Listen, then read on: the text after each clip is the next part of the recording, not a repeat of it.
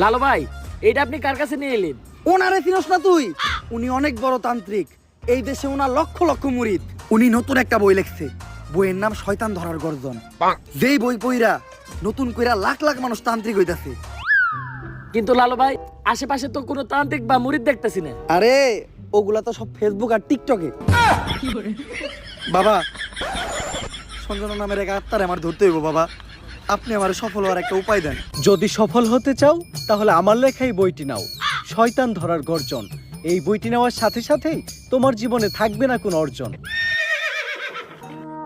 আমি কথা দিয়ে কথা রেখেছি, শয়তান আসেনি তো ফিরে। আমি শয়তান তাড়ানো গল্প লিখেছি আমার সারাটি জীবন ধরে। আমি অন্ধকারে মোমবাতি জ্বালিয়েছি, তবুও পাইনি ভূতের খোঁজ। আমি ভূতের অপেক্ষায় ছিলাম, ভূত নিজেই হয়েছিল নিখোঁজ। শয়তান ধরার গর্জন, পৃষ্ঠা নাম্বার চুদলিংপং। বাবা, এটা তো মন্ত্র না, ছন্দ কইলেন।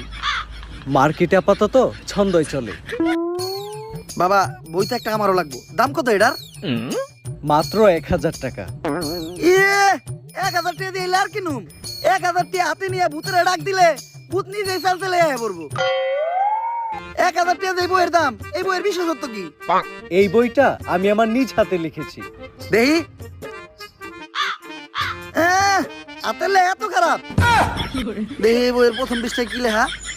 মানুষকে ভোদাই বানানোর 100টি উপায়। 1000 টাকা দিয়ে 120টার এই বইটি নেন আর ঠাস কইরা ভোদাই হয়ে যান। এখন সফল হইতে গেলে তো এই বইটা লাগবেই। তো এই বইটা আমি নিয়ে গেলাম। বইয়ের টাকাটা? ওইটা আমি হোয়াটসঅ্যাপে পাঠাই দিব। গুরু, আজকের থেকে আপনার লেখা এই বইটা পইরাই আমার শয়তান ধরার যাত্রা করলাম শুরু। শয়তান ধরার গর্জন, পৃষ্ঠা নাম্বার চুদলিংপং। বাট